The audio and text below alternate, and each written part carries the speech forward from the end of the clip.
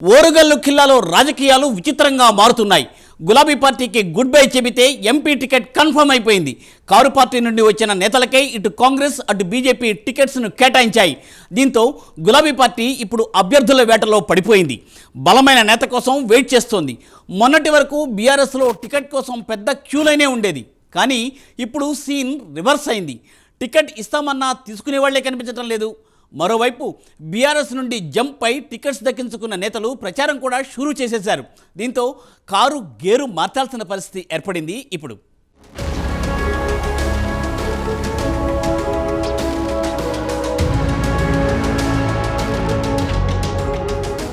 ఉమ్మడి వరంగల్ జిల్లాలో మహబూబాబాద్, వరంగల్ 2 పార్లమెంటు నియోజకవర్గాలున్నాయి.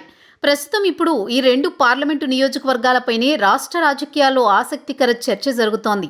ప్రధాన రాజకీయ పార్టీల నుంచి 6 అభ్యర్థులు పోటీలో ఉంటే అందులో 5 అభ్యర్థులు బీఆర్ఎస్ మూలాలున్నవారు కావడమే ఈ చర్చకు కారణమైంది.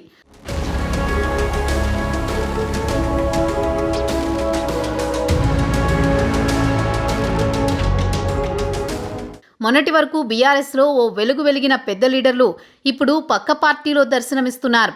అసెంబ్లీ ఎన్నికల ఫలితాలతో బీఆర్ఎస్ రాష్ట్రంలో అధికారాన్ని కోల్పోగా ఎంపీ టికెట్లపై కన్నేసి కొందరు లీడర్లు కారు దిగి కాంగ్రెస్, బీజేపీలో చేరారు. ఎలాగోలా ఎంపీ టికెట్లు దక్కించుకున్నారు. బీఆర్ఎస్కు గుడ్ బై చెప్పి బీజేపీ కండువాలు కప్పుకున్న మాజీ ఎంపీ సీతారాం నాయక్, మాజీ ఎమ్మెల్యే ఆరూరి రమేష్ మహబూబాబాద్, వరంగల్ ఎంపీ అభ్యర్థులుగా బరిలో నిలిచారు. బీఆర్ఎస్ ప్రభుత్వంలో డిప్యూటీ సీఎంగా పనిచేసిన కడియం శ్రీహరి సైతం కాంగ్రెస్ గూటికి చేరి ఆయన కూతురుకు వరంగల్ కాంగ్రెస్ ఎంపీ టికెట్ దక్కించుకున్నారు. దీంతో పార్టీలు వేరైనా అభ్యర్థులుగా బీఆర్ఎస్ పాత లీడర్లే పోటీలో ఉంటున్నారనే చర్చ జరుగుతోంది.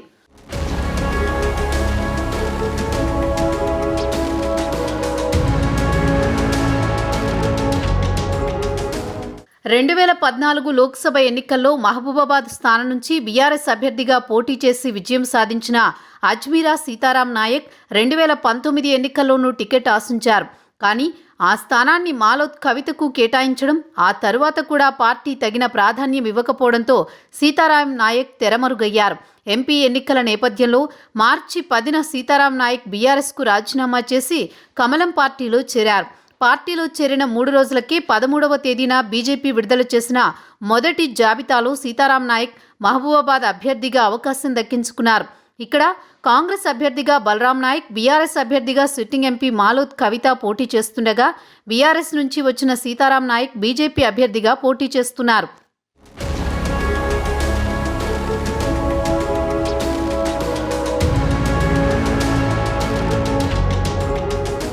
రెండు 2018 అసెంబ్లీ ఎన్నికల్లో వర్ధన్నపేట ఎమ్మెల్యేగా బంపర్ మెజారిటీతో గెలుపొందిన ఆరూరి రమేష్ 2023 అసెంబ్లీ ఎన్నికల్లో చిత్తుగా ఓడిపోయారు. బీఆర్ఎస్పై వ్యతిరేకత పెరిగిపోవడం, క్షేత్రస్థాయి లీడర్ల కబ్జాలు, అరాచకాల నేపథ్యంలో మొన్నటి ఎలక్షన్స్లో కాంగ్రెస్ అభ్యర్థి కేఆర్ నాగరాజు చేతిలో ఘోర పరాభవానికి గురయ్యారు. క్షేత్రస్థాయిలో బీఆర్ఎస్ పట్ల తీవ్ర వ్యతిరేకత ఉండడంతో బీజేపీ వైపు ప్రయత్నాలు చేసి కిషన్ రెడ్డి సమక్షంలో కాషాయ కండువా కప్పుకున్నారు. మార్చి 23న బీజేపీ ప్రకటించిన జాబితాలో వరంగల్ అభ్యర్థిగా అవకాశం చేజిక్కించుకున్నారు. ఈ నేపథ్యంలో పార్టీ మారిన వారం రోజుల్లోని ఆరూరి రమేష్ టికెట్ దక్కినట్లయిందని టాక్ నడుస్తోంది.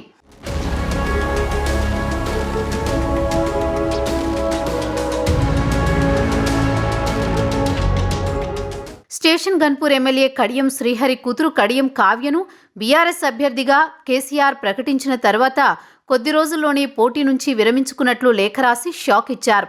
బీఆర్ఎస్ నుంచి ఇప్పుడున్న పరిస్థితుల్లో పోటీ చేయలేనని, బీఆర్ఎస్ అభ్యర్థిగా పోటీ నుంచి తప్పుకుంటున్నానని లేఖలో వెల్లడించారు. ఆ తర్వాత బీఆర్ఎస్ని వీడి సీఎం రేవంత్ రెడ్డి సమక్షంలో కడియం శ్రీహరి, కావ్య కాంగ్రెస్ పార్టీలో చేరారు. కాంగ్రెస్లో చేరిన మరుసటి రోజే వరంగల్ లోక్సభ కాంగ్రెస్ అభ్యర్థిగా కావ్యను ఏఐసీసీ అధిష్టానం ప్రకటించింది. దీంతో ఇంతకాలం కాంగ్రెస్ ఎంపీ టికెట్ కోసం తీవ్ర ప్రయత్నాలు చేసిన ఆశావహులు ఆశ్చర్యానికి గురయ్యారు.